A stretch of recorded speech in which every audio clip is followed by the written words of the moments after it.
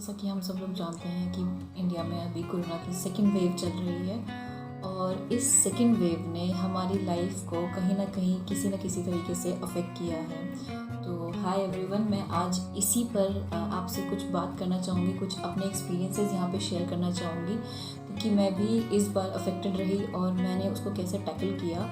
ये एक्सपीरियंस मैं यहाँ पे बता करके चाहती हूँ कि लोग उस चीज़ से सीखें, या फिर क्योंकि मैंने भी, जब मैं आपको बताऊँ कि मैं कोरोना पॉजिटिव थी और मुझे क्वारंटीन किया गया था, तो मैं भी ऐसी वीडियोस को भी सर्च करके कि किसके केस में क्या चीज़ हेल्प करी, तो मैं इन चीज़ों को बहुत सर्च कर रही थी और मुझे इनसे बहुत फ़ायदा मिला। तो मैंने सोचा क्यों ना मैं अपना भी एक्सपीरियंस शेयर करूँ।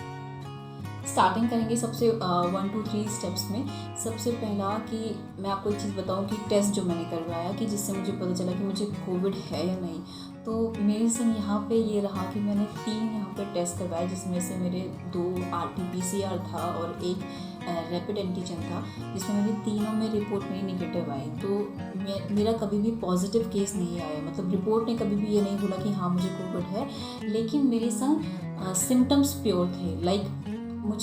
मैंने अपना मेडिकेशन खुद से स्टार्ट कब किया, जब मेरा यहाँ पे मुझे फ़ीवर तो रह रहा था, लेकिन फ़ीवर के संग मैं क्या कर रही थी कि मैं मेडिसिन ले रही थी और फ़ीवर चले जा रहा था। तो लेकिन उसके बाद कहाँ पे मुझे लगा कि श्योरिटी आई कि नहीं ये वायरल फ़ीवर नहीं है, नॉर्मल वायरल नहीं है, ये कोविड है, जब मैंने यहाँ पे अपना टेस्ट और स्मेल लूज़ कर दी थी। तो उसके बाद फिर क्योंकि मैं बाहर थी उस टाइम पे, तो मैं जब घर आई, घर आने के रात को जब मैंने डिनर किया, तो उस टाइम पे मैंने अपने घर पे पूछा कि आपको इसमें कुछ टेस्ट आ रहा है, स्मेल आ रही है, या फिर मेरे साथ ही ऐसा हो रहा है। तो पता चला था कि सिर्फ मेरे साथ ही ऐसा हो रहा था। तो मैंने कहा कि नहीं, मैं कोविड पॉजिटिव आ गई हूँ और मेरी रिपोर्ट में किसी में भी नेगेटिव नहीं, मतलब किसी में भी पॉजिटिव नहीं है, लेकिन फिर भी आप मुझे क्वारंटीन कर दीजिए।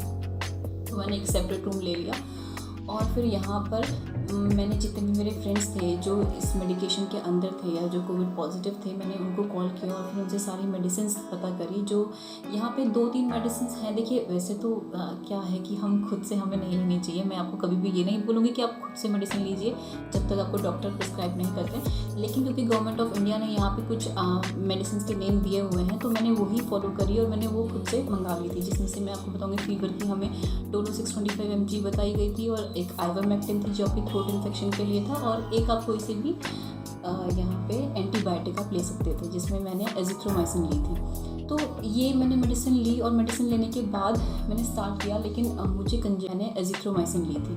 तो ये मैंने मेडिसिन ली और मेडिसिन लेने के बाद मैंने स्टार्ट किया, लेकिन मुझे कंजेशन का दिक्कत हो गया था। जैसे मैंने बताया कि मेरे सिम्टम्स ये थे कि मुझे कंजेशन होना शुरू हो गया था। फ़ीवर तो मुझे था ही, लेकिन बहुत माइल्ड फ़ीवर था, मुझे इतना कुछ ज़्यादा फ़ीवर नहीं था, माइल्ड फ़ीवर रह रहा था और मेडिसिन के साथ खाते ही मुझे चले भी जा रहा था। लेकिन दिक्कत ये आ रही थी कि मुझे कंजेशन का प्रॉब्लम हो रहा था, क्योंकि मैं थोड़ी माइल्ड अस्थमैटिक भी हूँ, तो उसकी वजह से मुझे दिक्कत ये आ रही थी कि कंजेशन का प्रॉब्लम बढ़ते जा रहा था। और एक टाइम पे तो रात को एक बार ऐसा हुआ था कि मुझे लग रहा था कि शायद मेरे सर तक ऑक्सीजन नहीं पहुँच पा रही है। तो उसके बाद फिर जब मैंने यहाँ पे मेडिकेशन शुरू किया, तो यहाँ पे 2-3 चीज़ों को मैंने बहुत रिलीजियसली फॉलो करा। उसमें से सबसे पहली चीज़ ये थी कि मैंने रेगुलर यहाँ पे स्टीम लिया।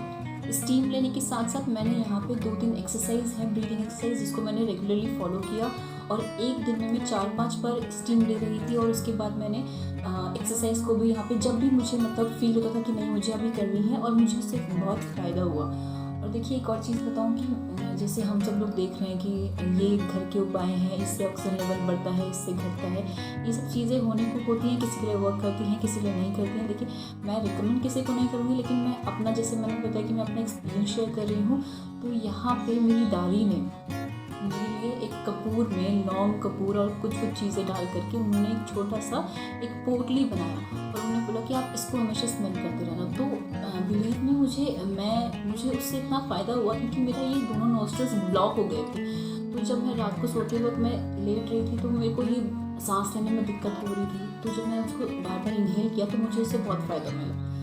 तो ये कुछ चीज़ें थी जो मैंने यहाँ पे करी, जिससे मुझे फ़ायदा मिला। और मैं यहाँ पे डाइट में आपको ये बोलूँगी कि देखिए, हम दाल रोटी तो हमें सभी पता ही है, दाल बताया है, हरी सब्जी बताई है। मुझे यहाँ पे एग खा करके भी बहुत फ़ायदा मिला, क्योंकि मुझे बहुत क्रेविंग्स हो रही थी एग के लिए। तो मैंने घर वालों से बोला कि आप मुझे एटलीस्ट दे दो, तो वो श्योर नहीं थे क्योंकि यहाँ पे कहीं लिखा नहीं है कि आपको वेज डाइट लेना है या नॉन वेज डाइट लेना है। लेकिन मुझे मेरे केस में यहाँ पे एग से भी मैं बहुत जल्दी यहाँ पे क्योर हुई। मुझे चीज़ों में मतलब एग खा करके भी बहुत फ़ायदा मिला। तो मैंने 2-3 चीज़ें आपको बताई, जैसे कि मेरे केस में एक तो स्टीम ने मुझे बहुत हेल्प किया। मैंने एक दिन में 4-4 5-5 बार स्टीम लिया। और मैं आपको बताऊं कि काफ़ी लोगों ने यहाँ पे स्टीम के लिए इन्हेलर जो आता है वो ऑर्डर किया था। मैंने यहाँ पे, क्योंकि मेरे लिए पॉसिबल नहीं था ऑर्डर कर पाना, तो मैंने यहाँ पे जो मेरा केटल होता है उस केटल में ही थोड़ा सा पानी गर्म करके मैंने उसी से ही बार बार उसी से मैं, क्योंकि ऐसा होता है कि आप बार बार घर वालों को परेशान भी नहीं कर सकते, तो उसी से मैंने यहाँ पे अपना स्टीम लेना। तो बस इतना ही।